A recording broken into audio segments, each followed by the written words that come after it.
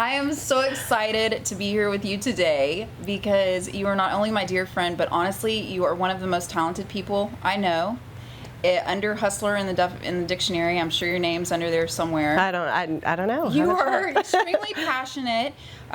You have pretty much been dancing the entire time I've known you, which has been for many years. You now own your own dance studio, which is impressive by itself, but to add to that, you own your own dance studio by yourself, meaning you don't have any partners, which is not anymore. Additionally impressive. So I'm really excited to tell people, or let people hear, not me tell them, but you tell them your story today so that people can really understand what it takes to make it as a small business owner in a competitive field. And yeah, I'm just going to jump right in. Welcome, Carly Bell. Welcome, Carly Bell. Thank you. I love your name too. I remember us having that conversation before. Carly Bell. It's a good name. And Dance by Carly. Yes. That's the perfect name for a dance studio, by the way. Thank you. So I'm just going to jump right in to the nitty gritty. You were teaching dance for many years, and then at one point in time, you had many years under your belt, and you decided, you know what, I think that I can teach and do this on my own. So what was kind of that turning point when you had that epiphany of, I think I can really do this on my own? Because it's a really big deal. It's one thing to be employed by someone and to teach dance, and it's another thing to say, I'm going to have employees and I'm going to rent out a building and you know what I mean? And I'm going to advertise and market myself. And so what was that? How did you come to that point? So I was teaching at a performing arts studio, basically. They were a private school, and so they offered ballet and hip hop and everything, and they were amazing. Taught there for 8 years, and at one point I kind of started to get my feet wet a little bit at other studios and other places, and I went and opened up my own little thing at Lifetime Fitness where I was teaching toddlers, and they had nothing like that there. So they said, you know, you can come in and promote it free. You know, you come in on your own dime and promote it, try to get some people signed up, see how, you know, see what kind of hits you're going to get on it. So I don't mean to interrupt, but for people that aren't aware, when you say I did my own thing at Lifetime, can you kind of explain what that means? Like, because Lifetime is a huge fitness it's a big place. And you want to teach your own classes. Yeah, I wanted to open up dance classes there for the youth. They have tons of adult classes and hip hop classes and, you know, and stuff like that, but they didn't have a whole bunch offering to little bitty kids that are 2 and 3 years old, and, you know, younger ones that are in elementary school. So I started promoting that, and I built it, and it got really, really big. And it was around that time that I was like, you know, I'm going to manifest something a little larger. And then I started building my website, and just that way. Okay, so let's get real raw for a second. Like, everybody operates differently in business. Some people are super methodical. Some people are like super, you know, what do you call it? Type A. You know, some people work more spontaneously. How much thought did you really put into it versus, you know, like logically versus just the emotion? Like, how much, like, was it balanced? Did you really think about it a lot, or was it really something like your emotions just kind of propelled you to do? Yeah, it was more, excuse me, it was more of a, you know, kind of a fantasy idea. Ooh, I wonder what could happen if I did this, and I wonder if I could find a really cheap place to rent space from and, you know, start a company there. And really, it all came down to this one little girl that I taught at the private school, actually at Lifetime. And I moved her into the private school because we had a competitive team, and she was amazing. And so I told her parents for about a year, come on, come to the studio, let's put her in competitive. And her parents were the ones that actually, at the beginning, opened up my studio with me. They were investors. They were investors. You did all the, what did you say they were silent? I did all the investors? promotion. They were very silent. So yes. You took initiative and you did everything from the ground up. But they were the ones that provided the money for you to be able to do those things. Yes. Okay. Now, would you say there was a little bit of luck involved in that? I definitely feel, there was some luck involved, but at the same point, I always went above and beyond for the little ones. And the only reason that even happened that day was because I took her home because her parents weren't feeling that good. So I drove her home after class, and it was that night that she was like, Mommy, Daddy, you should open up a studio for Miss Carly. And I mean, I'll tell you this, I was making $10 an hour. I wasn't making anything. I was a single mom making $10 an hour, teaching, you know, a lot during the week, dance after class after class. So I was hustling really hard. And that was the night where she said, I was kind of complaining about, you know, my salary and how much I was making, and I knew that there was more that I could get from this. I felt like I was doing a lot more, but I didn't have the manager title. I just felt like I needed more from that. In a way, I don't want to speak for you, but in a way it sounds like you were already doing everything. Yeah. So you're kind of like, why not do it for myself? Yeah, yeah. I learned the trade, so to speak. You got in there and you learned. So I also want to mention this for the people that I feel like there's a lot of people that think that they can shortcut things in life and that they deserve things after they've worked for a year. I just want to point out, you literally worked for years. You danced and taught under someone else for years. You went into a business.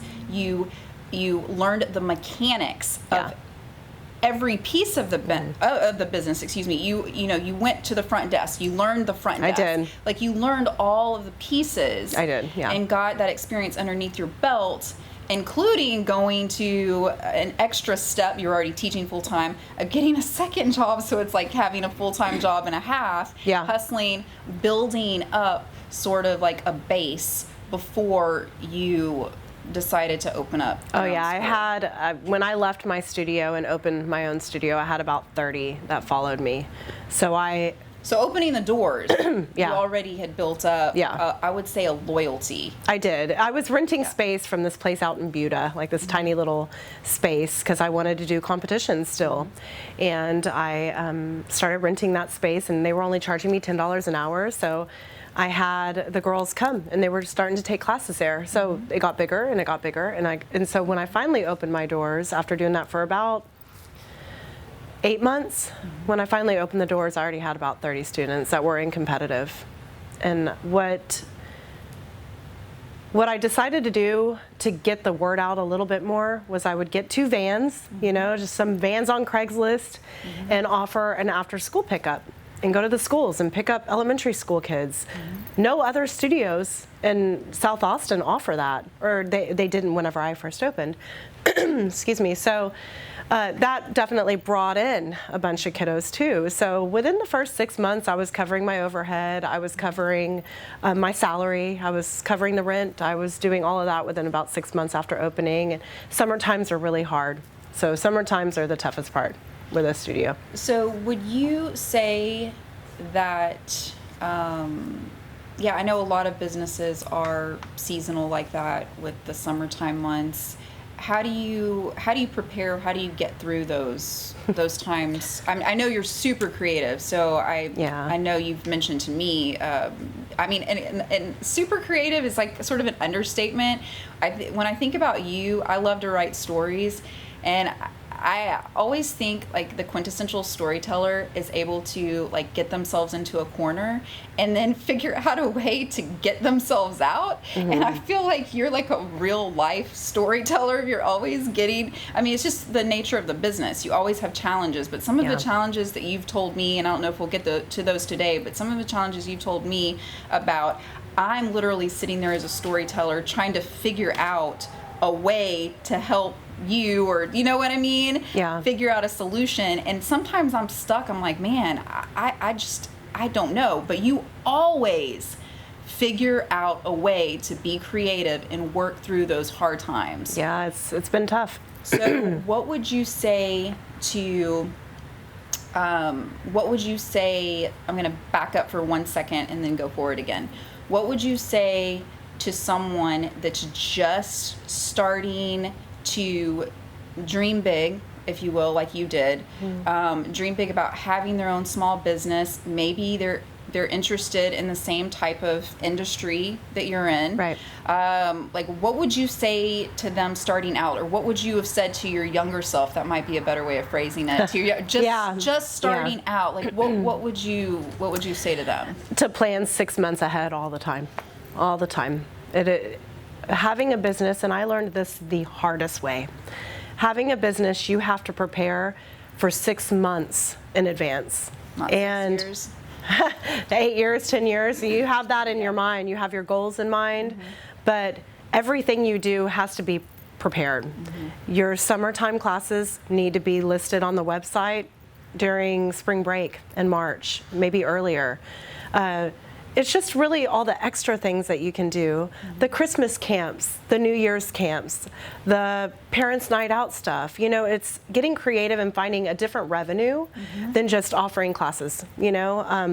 Can you share, I don't mean to interrupt, but can you Yeah. share one of those creative things that, I don't know if that's too big of a question. Can you share one of those creative ways that you've been able to kind of take yourself through maybe some more challenging or hard times? Does something stand out, or is it too loaded of a question? I'm trying to latch onto one particular thing, but there's so many of them. I'm like, okay, which one do I pick? I think it would just mostly be summer times and Okay, how so hard. For instance, in the summertime, what would be a creative, outside of the box thing that you've done that helped? Well, the funny thing is because the last thing you want to do when you're running a business is during the summer when school is not in Sure. and you're not making the amount of money that you were making, you got to work around the clock. You're working 12 hours a day, but you're already doing that during the school year, essentially. So in your head, you're thinking, oh, it's summertime. It's summertime, we can kick back a little bit, and it is completely the opposite in a dance studio. Summertime, you're hustling. You're getting full-time summer camps from 8 to 5. You try to think of creative ways to have toddler classes every day of the week. I started Mother's Morning Out classes. When I moved into this building, I decided to sublease because it's a huge building. We're in 12,000 square feet. I subleased to a karate company who has kind of the same program. He picks up from after school care, it's New Era Martial Arts, and Mosaic Theater and Children's Art Theater. She's amazing. She offers the same program. So we all kind of work together, and so the summer camps have boosted, definitely, with all these kids coming in. Can I So- just stop for a second and tell you, I mean, I'm not trying to like build up your ego or anything, because you definitely don't need it. But no, kidding aside, I just think that, you know, right now I kind of see this trend going on with like co-op style stuff, and I Yeah. don't say that in a negative way. That's actually a great way, and it's a great way to support the community and everyone to support each other, especially when these big retail places are trying to, big management companies are trying to, you know, kind of squeeze the little guys. Let's just put it that way. But you were doing this concept like before it became trendy, which makes Yeah. it extra genius, because you found this massive space. How many square feet did you say? This is 12,000 Okay, square feet. 12,000 square feet. Just to put that into perspective, our home is like 1,200 square feet. And instead of saying this space is just too big, I don't know what I would do with it, you creatively went, maybe I could get other businesses to go in on this with me. And it's one thing to have the idea, because the idea is genius, and it's another thing to secure businesses that are synergistic with your own, and then to go the extra mile and help promote each other. There's like Right. so many levels of genius in there to me. How did you, like, to me, if this were the case, I feel like I would look at this building and go, oh my gosh, this is amazing, and I could possibly dream up the same dream. But then I feel like the reality would be so overwhelming. It would be so overwhelming for me. So how did you manage to kind of deal with I don't know if there wasn't any anxiety, or if you just like... I am not really an anxiety-driven person. I just go all in, and then I pay the consequences later. So I really didn't think, oh my God, I can't do this. I was just like, okay, I got to figure out how I'm going to do this, you know? And it was hard when we first moved in here. This building is old. We had moved in as is, no build out. In my prior studio, I got a build out. So I was able to build my walls and, you know, make it the way that I wanted it to be. We moved in here and we're like, okay, with our own money, you know, and we're all Children's Art Theater, they're a nonprofit organization. So we're trying to dig where we can. You know, we've got 8 AC units, we've got, you know, so many things. But I just kind of go into things a little bit, not aloof, but just kind of I think I know what you mean. There's definitely an advantage to not overthinking things. I'm no psychologist like people would probably think that I am, Dr. Quinn. But joking aside, I like beauty that. aside. But honestly, I do feel that whenever we get inside of our own heads, that's when a lot of anxiety can transpire. So I think that there's a beauty to not overthinking things and just being able to go for it. Like there's a perfect balance of like taking risk and also being business savvy and knowing that you have a business concept that's going to work. Right. So I think there's a perfect marriage in there, but I just think that that's so interesting and intriguing how, most people are like burdened with anxiety, but you're just like pushing forward ahead. The anxiety came later. After. Yeah, it all hit at once later. But yeah. So, sorry, just for the people that don't know, when you mentioned build out money, a lot of people that don't have businesses yet, they don't know what TI is. They wouldn't even know to ask for it or that it exists, tenant improvement. So that means that you guys had this bare space and you literally had to figure out a way to come up with thousands of dollars to make the space look like what you needed it to, a dance studio, martial arts studio, whatever, theater studio. So how did you, I also want to clarify this before I preface it, before I ask the question, because I know you personally, so therefore I know that you didn't have a rich uncle that came to you and gave you $100 grand to start a business, or I know you just, you see opportunity and you go after it, and that's why you're successful. But now I'm going all over the place. But so what would you say was the most challenging part, or how did you come up with the money to do that? So I didn't upfront. I didn't have to come up with any money upfront because I moved into an HEB, excuse me, HEB shopping center. And HEB is huge corporation, multi-billion-dollar, maybe more, I don't know, corporation. And they offer their tenants, most of the areas in HEB they own, all of the units around the HEB. Some do, some don't. They actually owned all of the units in that shopping center. So if you sign a long lease and you're signing up for 5 years and you're going to be there for 5 years, they're going to offer you a build out, which means they're going to give you a lump sum that they'll tack on somewhere and allow you to build your business inside of the, it's basically white walled. I moved into a bank. It was a bank. It had no walls. So I had to go in there and, they gave us some money to build it out. So really, in hindsight, dance studios are not very expensive to open up. The mirrors and the floors can get pricey, and it kind of depends on how fancy and modern you're trying to get. I tried to stay on the lower budget of it all, but I had beautiful, oak wood floors and spring flooring and, huge mirrors, and it really wasn't, it didn't drown me, basically, financially, like some businesses would. Right. So you had TI money for the first location. Yeah. And just to clarify for people, at least with the way our businesses have gone, you have to still be able to come up. We're just going to say $20,000. If it costs $20,000, you have to come up with it on your own. A lot of people don't just have 20, 30, 40 grand sitting in the bank. Right. If they're a small business.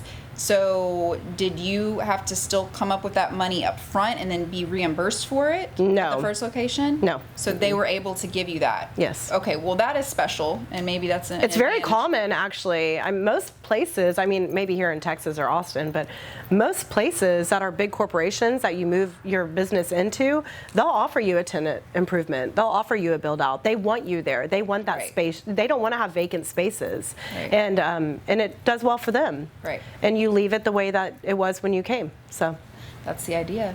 That's the idea. So for you, they paid for it up front. For you, they paid for it up front. For us and our business, we had a business at the Domain. We actually had to front the money. They paid for it, but it was a process. We had to front the money. It was, $20-something thousand, and then we had to supply them with all this paperwork, with the contractor paperwork, go through all this crap. And excuse my language. And then they reimbursed us like 30, 60 days after that. So it was something that we had, yes, they did pay for it, but we still had to do it first, I guess. So I guess it does work a few different ways. Maybe if the company is really huge, like what you were talking about, maybe they're able to do that. Yeah. But here it was different, right? Oh, here I got nothing. Yeah. Okay, so how did Not a penny. How did you come up with the money to do it here then? I stopped paying myself. I just stopped paying myself. I paid myself $100 a payroll, so that, you know, because you have to pay your taxes and you have to do your diligence with being a business owner, a lot of legalities. So I cut my salary and I was paying myself like $100, you know, every 2 weeks, and scraping by, you know, doing what I can. And, you know, and I have parents that are gracious and helpful, and my mom is amazing, and my dad has, you know, his wife has children who were dancing here. So, you know, I mean, we were all working together, and yeah, I had to stop paying myself for a while to come up with it. It took me about probably $15,000 to get it to where it is right now. And I'm still, and just this week, I put in all the viewing windows, so that's another $1,000. So I'm continuing. I kind of took a break, and I was like, you know, it's going to take a while to grow into this space. This is a huge space. I'm not going to rush it. Of course, I know what I want it to look like right now, but I don't have that money right now. So I'll do one thing at a time. I'll paint the bathrooms, you know, this month. Next month, I'll put in the bars, and the month after, you know, so it took time. Okay, so since you brought up money, whenever you very first start a business, I know it works differently for different people, and a lot of that has to do with the money that they have up front. In other words, small business owners may not have any external investor support. They might just save up their money and do it all on their own. And some people will have a lot of investor money behind them. So, so how long did it take, or did it take any time at all? Like, did you manage to include your salary like right from the get-go since you had investor money? Yeah. Okay, so that's actually a really great thing. Yeah, right? I included my salary, what it took for me to survive. Yeah, no, not anything lavish, I'm sure. Yeah, no. I mean, that's how business owners are. You just get exactly what you need usually. Yeah. But that's great because, I mean, I know, like, I know, you know, some business owners and including ourselves, there have been long periods of time where we can't actually take in an income because we're putting it back into the company. Right. But so for the most part, you've been able to pay yourself, which is really awesome. I did, for a long time. You just, whenever you had to save up money, you decided, okay, it was time to cut it. A way that I can take this money and reinvest it into this, which you've done so beautifully. And not to mention all of the awards, our decorations, behind us or anything like that, but beautiful decorations. I know one of the things that you do so brilliantly, and you mentioned it before, but I want you to tell me, you know, what makes your studio different than others, and also maybe just talk to us about the competitions for a minute, because I know you're really big into that, and you're really good at that. So can you just tell me what makes your studio different than others? Okay, so what makes us different is that we do offer after school pickup. So we've got vans. We have 4 vans out there. Okay. Fully packed. I've got 42 in the program. They come into this room right here. They all have lockers, and they keep their stuff here all week. It's like a little family. And then I recruit kids from competitive by being, you know, offering after school pickup. So we have 6 competitive teams, and they all range by technique level. And this year I opened up a little baby team with 3-year-olds. It's kind of the cutest thing you've ever seen in your life. We call them the Rising Stars, and I have about 5 in that team, and they're just really talented little bitty kids that I've recruited from my toddler classes. And it goes all the way up to high school ages. So of course there are some girls in my team that can do stuff I couldn't even fathom of ever doing in my life. But I think that's what separates us from other studios. We all have the same dream. We're all a close-knit community. All dance studios know about each other, and we're all special and dynamic in our own way. And I feel like another thing that helps separate that is I've had almost 0 turnover. Everyone with me to this day. I have 8 employees right now. 3 or 4 of them are brand new as of this year, but all of the ones that I have currently have stayed with me this whole time. So the last question that I'm going to ask you today is a big one that I often wonder about myself, because I have a business partner, right? When we had our brick and mortar, it's me and Alex all the way, and we have completely different skill sets, but you do it all on your own. All on your own. And honestly, as much as I love having my own business, and I have had my own business, but on a like tiny little scale of like, you know, having my own spa business and not my own brick and mortar business, but as much as I love that business, I would never attempt to do it with my skill sets, meaning I know what my strengths are. I would never attempt to do it on my own, probably without having a business partner. So, I mean, honestly, I prefer to work alone. I mean, essentially. How do you do it? I don't know. I guess the question okay, is, so how do here's you the do deal. it? When Yeah. you start training somebody, okay, I can't run the front desk and teach all the classes. You find somebody to run the front desk. They take some of that from you. You know, you have to release a little bit of control, but you train them the way that you want it done, and they do it a great job. I mean, my office manager has been with me forever. My creative director, who does all the scheduling, orders the costumes, they're amazing. The staff is what makes it all happen. You have to train them to do it the way that you want it done, or it's not going to happen.